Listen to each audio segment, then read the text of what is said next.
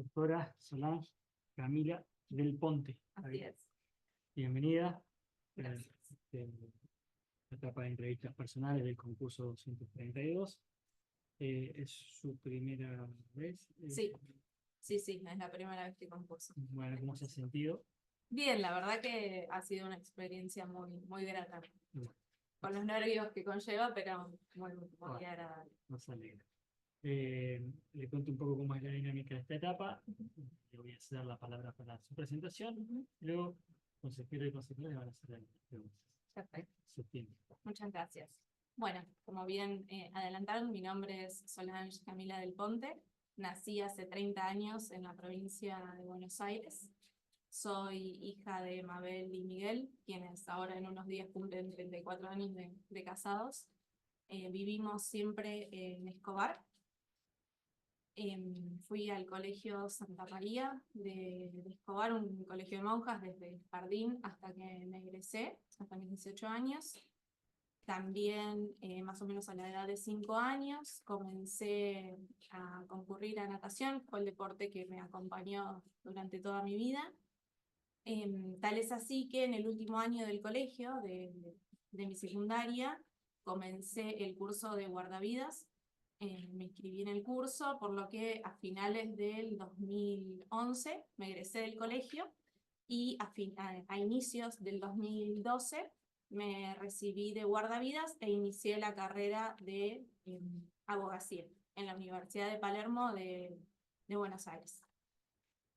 El hecho de haberme recibido de guardavidas me permitió poder trabajar de esto a lo largo de toda mi carrera. Durante las temporadas de verano, bueno, tuve la posibilidad de trabajar tanto en el mar como en ríos, pero sobre todo en piletas.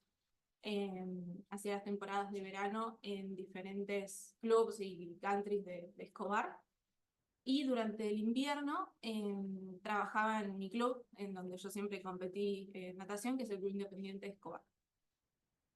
Más o menos en el año 2014 también comencé a dar clases en secundarias públicas, en materias afines a derecho, principalmente construcción de la ciudadanía, porque ya tenía más de la mitad de la carrera de derecho realizada, por lo tanto estaba habilitada a ser suplente en secundarias públicas. Esta fue una de las experiencias más enriquecedoras que tuve porque una de las materias que yo tenía era en un colegio, en una escuela, en un barrio bastante vulnerable de Escobar, en el barrio Cricri de Garín, donde daba clases en una escuela nocturna. Por lo tanto, en esa oportunidad, bueno, todos los alumnos eran más grandes que yo tenía 20 años en ese momento, y muchos de ellos lo que hacían era salir de trabajar e ir a cursar. Incluso tenía alumnas que iban con sus hijos a cursar. Por lo tanto, las clases eran sumamente dinámicas.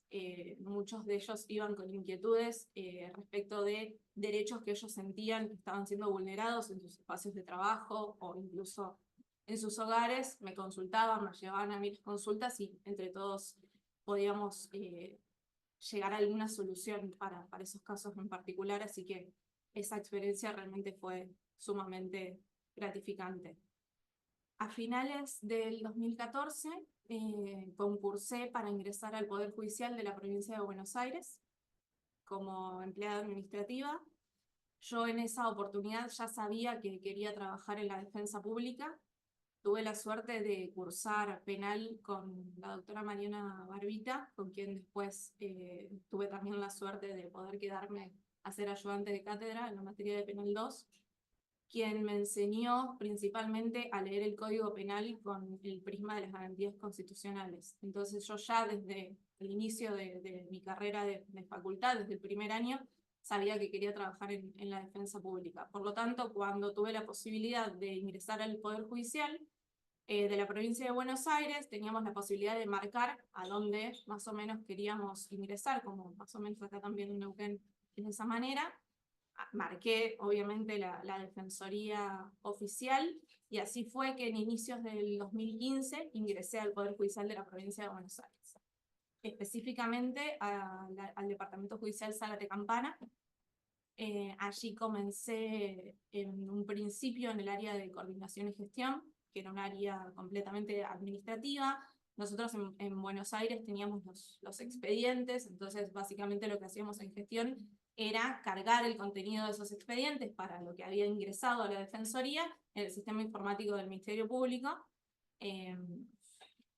Recuerdo que yo era una de las más lentas para cargar justamente estas causas porque siempre trataba de quedarme el expediente conmigo para poder leer y entender qué es lo que estaba cargando en el sistema. Luego de gestión pasé a la Defensoría Descentralizada de Escobar.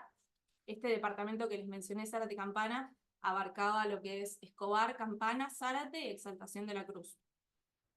Luego de gestión pasé a trabajar en la Descentralizada de Escobar, en donde el trabajo era más informal, si se quiere, entonces no solo hacía gestión, sino que también ahí tuve mis primeros contactos con las causas, con llevar causas penales en particular. Estuve un par de meses, casi un año en Escobar, volví a Campana como responsable de la mesa de entradas de Campana, y ahí fue cuando, bueno, yo creo que aprendí más derecho en la mesa de entradas de Campana que en toda la carrera de la facultad, porque las mesas de entradas son vistas como un filtro, por lo menos en el Poder Judicial de la Provincia de Buenos Aires. Entonces, la idea es que de todas las consultas que ingresan en la mesa de entradas, suban a los secretarios o a los defensores la menor cantidad posible. Entonces, lo que me brindó la mesa de entradas es poder desenvolverme, poder volcar a las personas sus dudas, responderlas en un lenguaje lo más llano posible para que ellos los puedan comprender, para que justamente no queden con más dudas, para tener que después ir a hablar también con los secretarios y demás. Toda mi etapa que estuve en la mesa de entradas, ingresaba a la Defensoría a las 8 de la mañana, era quien abría la puerta, y me iba más o menos como a las 7 de la tarde, porque en la mesa de entradas nosotros hacíamos básicamente todo, desde sacar fotocopias, que era lo que más se acumulaba, por eso lo hacíamos a la tarde, hasta, bueno, realizar actas, controles de suspensión de juicio a prueba, todo tipo de cuestiones en la mesa de entradas, por eso es que el horario se extendía tanto. La Defensoría de Campana tenía una dinámica en la cual estaban divididas por turnos. Estaba el turno común, que se llamaba, y el turno de jurados. Eran 9 equipos de defensa, en donde 6 equipos de defensa pertenecían al turno común y 3 equipos de defensa pertenecían al turno de jurados. Lo que era todos los equipos del turno común estaban conformados por 6 defensores, que eran las cabezas de los equipos, 2 secretarios, un auxiliar letrado y 2 empleados sumariantes tenía el turno común.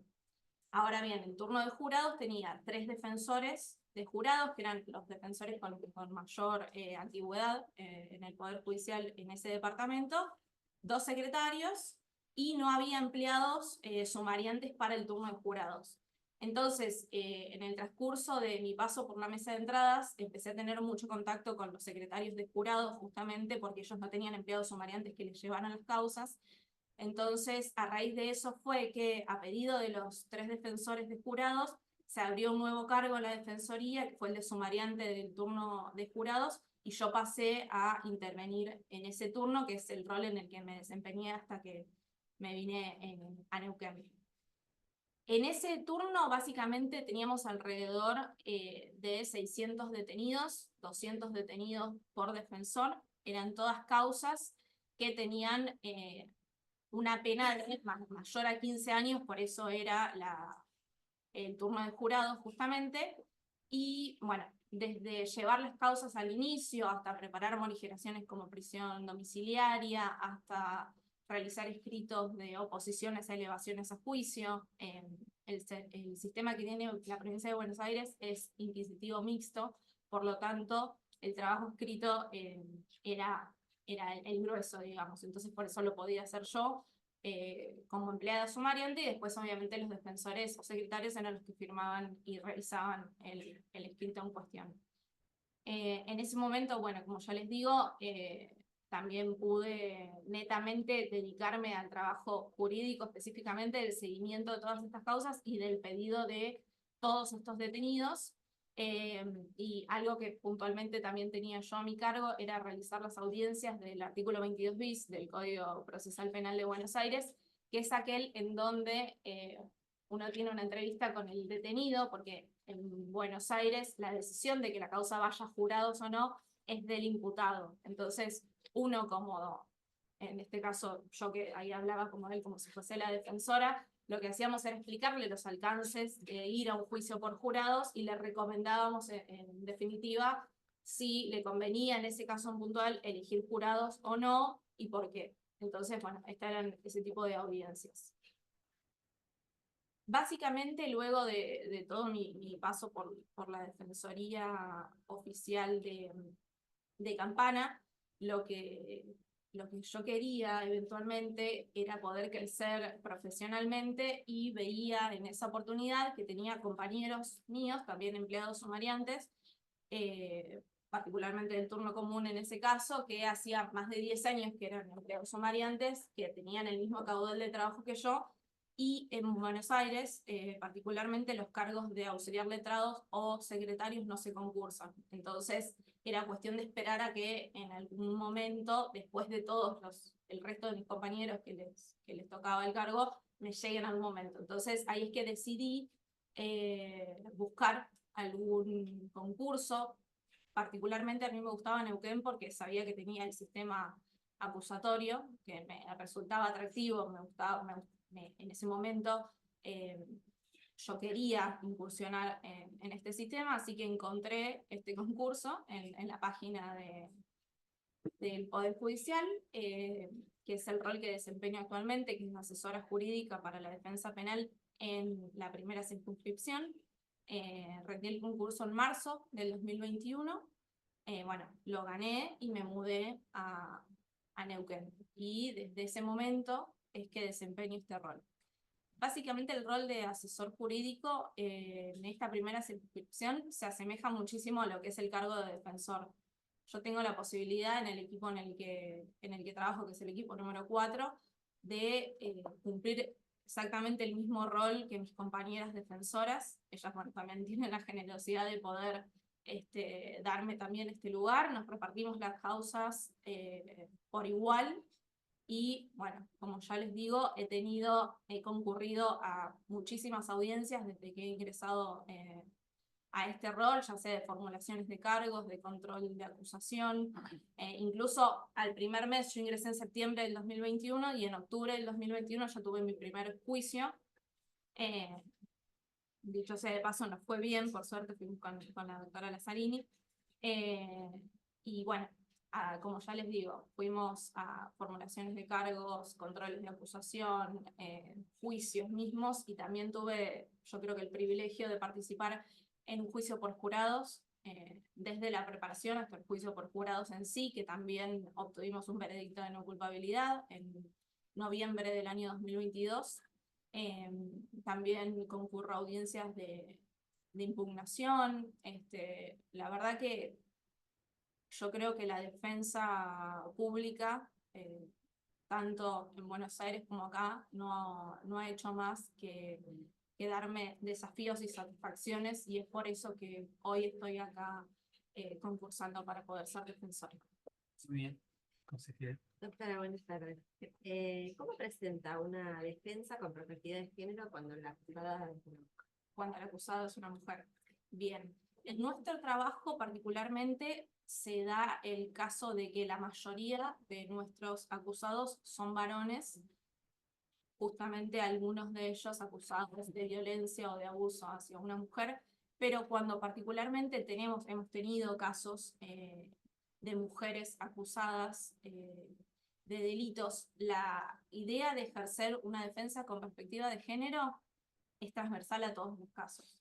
Pero particularmente cuando se trata de mujeres acusadas, lo que siempre tratamos de hacer es no recaer en los conocidos estereotipos de género, para no justamente sobrecargar a la mujer que ya tiene una vulnerabilidad, que ya es imputada en un delito penal, y no sobrecargarla con otras vulnerabilidades.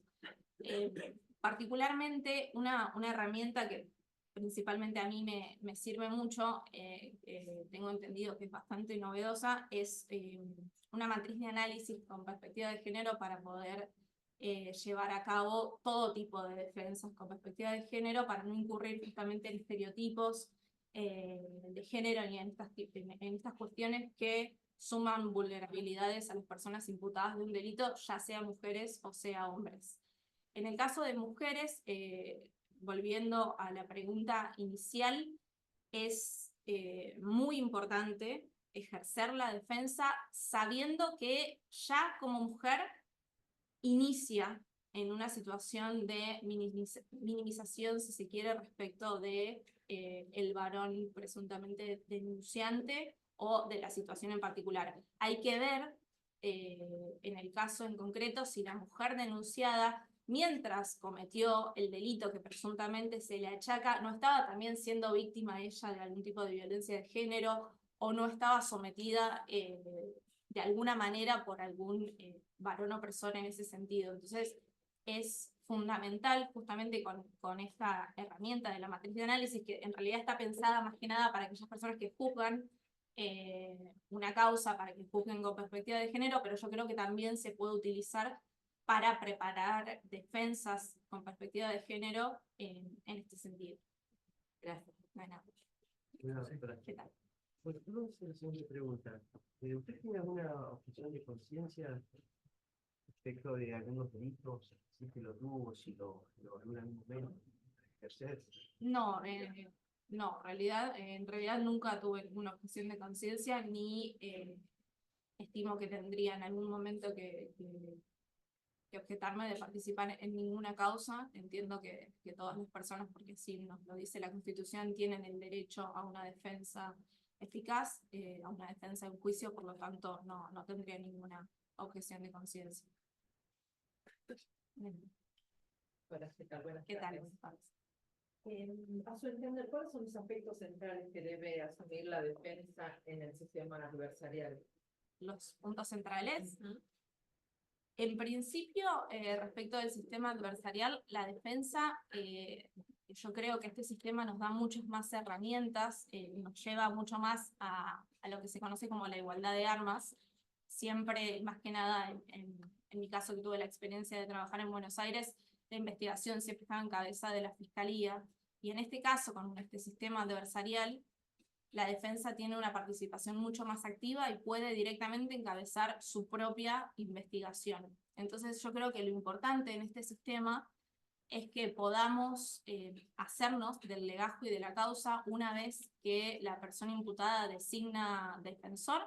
Generalmente se lo notifica de que tiene una causa en fiscalía y esta persona viene a la defensoría a designar un defensor.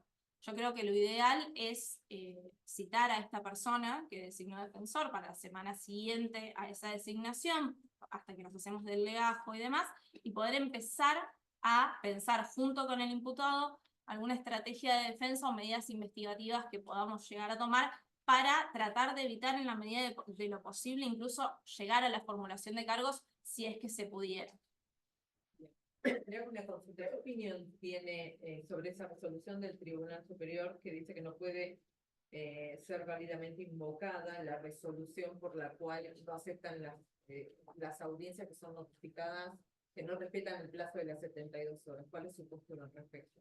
Yo creo que, y en este punto coincido con nuestra defensora general, con la doctora Vanina Merlo, que ha interpuesto un recurso frente a esta resolución del Tribunal Superior de Justicia, que están de alguna manera influyéndose en tareas que son netamente de la defensa oficial, porque esta resolución de las 72 horas es una resolución interna, es una resolución hacia los miembros de la defensa penal.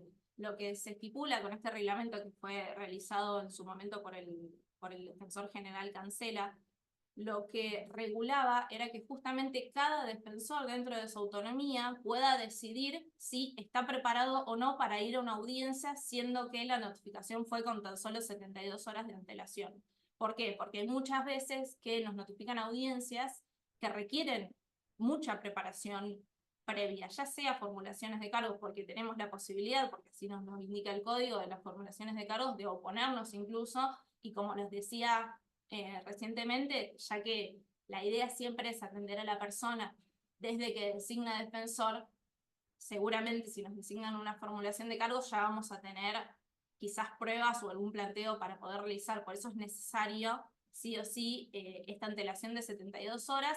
Obviamente no en todos los delitos, no en todas las audiencias que nos realicen, hay audiencias que podrían llegar a ser de sobreseimientos y demás, o de cuestiones que ya estén arregladas incluso con el Ministerio Público Fiscal. En este caso no se necesitarían las 72 horas, y es por eso que la resolución en sí lo que faculta es a los defensores a que lo puedan decidir desde su autonomía. No es una especie de bajada de línea de que si no se cumplen las 72 horas no se puede ir a la audiencia, porque de hecho no es lo que pasa. Depende de cada caso concreto, y es por eso que la defensora general en su resolución ha hecho énfasis en esta autonomía de cada defensor de poder decidir si puede o no puede ir a una audiencia en relación a la preparación con la que cuente o a la complejidad de la audiencia misma, y creo que todo esto hace a que se pueda llevar a cabo una defensa eficaz y a que se respeten los derechos de nuestros asistidos, que es lo principal para nosotros. Bien. Usted ha mencionado que ha tenido participación en juicios por jurado. Sí. ¿Cuál es el rol que asume el defensor en la audiencia de selección y en la de instrucción? La audiencia de selección de jurados, a mi criterio, es una de las audiencias más importantes de todo el proceso de jurado en sí, porque es una audiencia en la que es la única oportunidad que tenemos para tratar de conseguir un jurado lo más imparcial posible. Entonces, teniendo en consideración que esta es la única oportunidad que tenemos, la preparación para esa misma audiencia debe ser absolutamente fina. ¿Qué quiero decir con esto? Nosotros cuando vamos al sorteo de los jurados, una vez que ya pasó el control de acusación, que ya sabemos que la causa va a ir a juicio por jurado, cuando se fija el juicio, tenemos previamente la audiencia de sorteo de los jurados.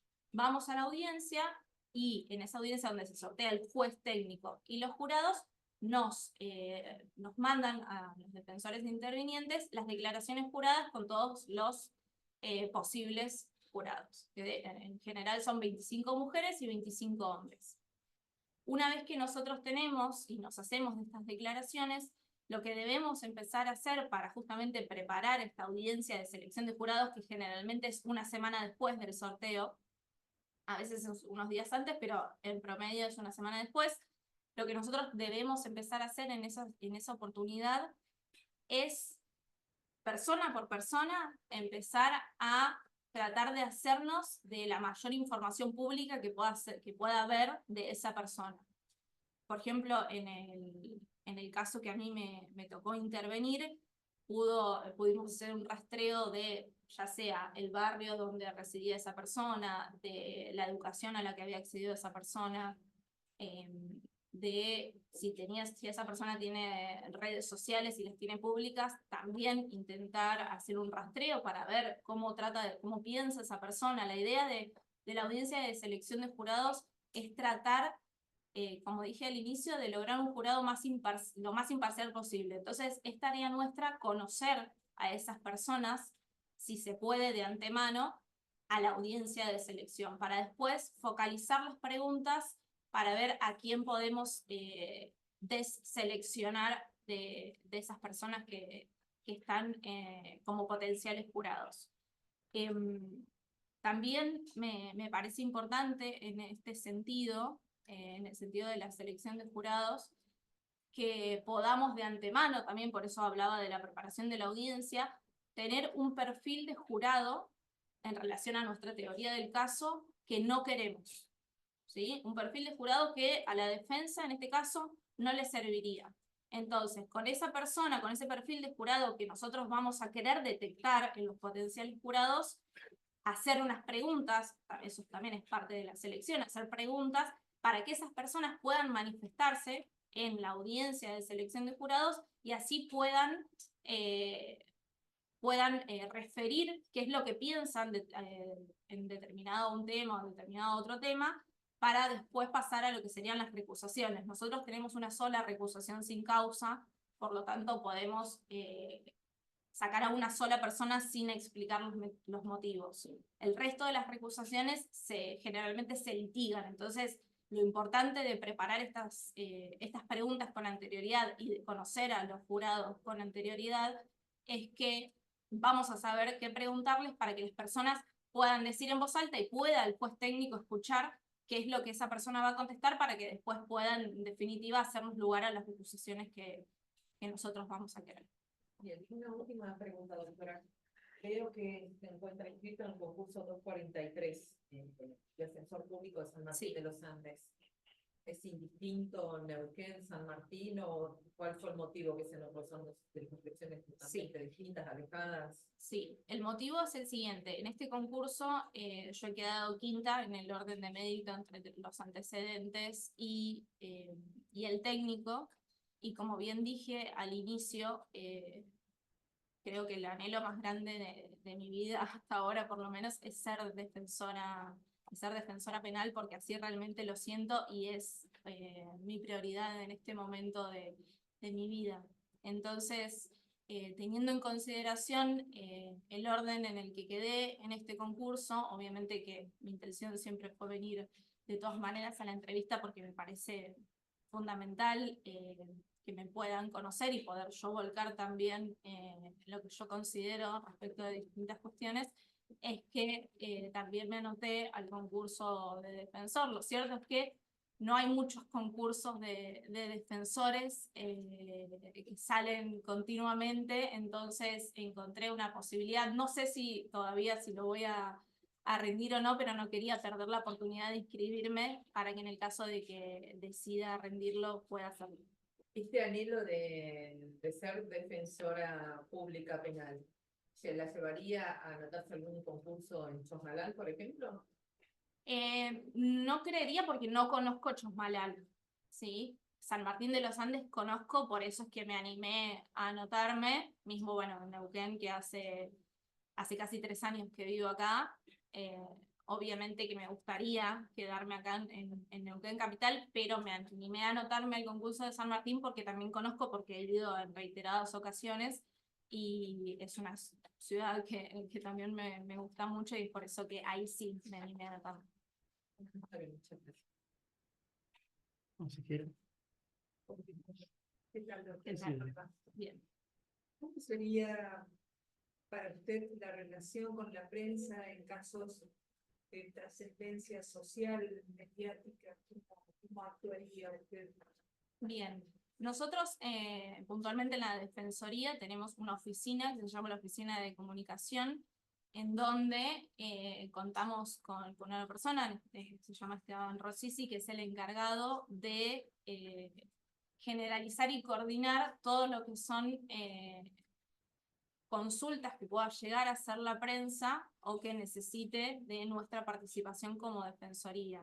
Esta oficina también prioriza la autonomía de los defensores en ese sentido. Nunca desde esa oficina se daría una respuesta a la prensa sin antes consultar con el defensor interveniente en el caso, salvo que sea algo que surja de una audiencia pública que podría tener cualquier acceso, por eso podría contestar, pero en general la dinámica es que los medios se comunican generalmente directamente con esta oficina de comunicación y desde esa oficina se comunican con nosotros. O bien ha pasado también que se han comunicado directamente con los defensores porque quizás la causa es muy mediática o ha sido muy relevante por algún motivo y a veces se comunican directamente con nosotros, pero la idea siempre es tratar de coordinarlo por intermedio de la oficina de comunicación para que la respuesta sea a nivel institucional y no directamente desde un defensor en particular.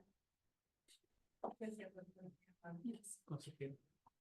Sí, fuera del ejercicio de la defensa que él hace en su lugar, cuénteme un poquito por fuera de su trabajo en la defensoría, cómo es su vida en Neuquén. ¿Está arraigada? Mi vida ¿Está en Neuquén. vinculado? ¿Está participando en el club? ¿Participa en alguna institución? Sí, Sí, sí, la verdad que ¿Cómo la trataron? muy bien, desde el momento cero en el que me mudé a Neuquén, allá por agosto del 2021, me sentí completamente parte de Neuquén en ese mismo momento.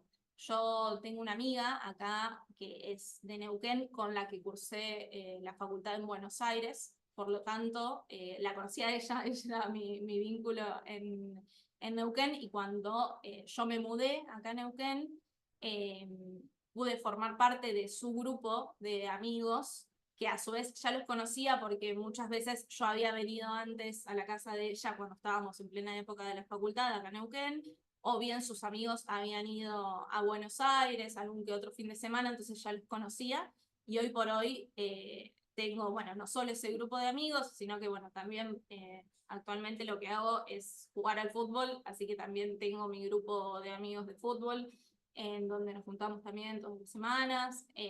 Bueno, también voy a entrenar, tengo mi grupo del gimnasio. La verdad que mi vida en Neuquén es la misma vida, digamos, que tenía en Buenos Aires. La calidad de vida que tengo acá, la verdad que la disfruto un montón. Consejero Sisiski, Sí, por mi parte está muy bien, le agradezco. doctora, muchas gracias Muchas por gracias. su participación. Muchas gracias a Tenga buen día. ustedes también, muchas gracias por el tiempo. Gracias. Hasta luego.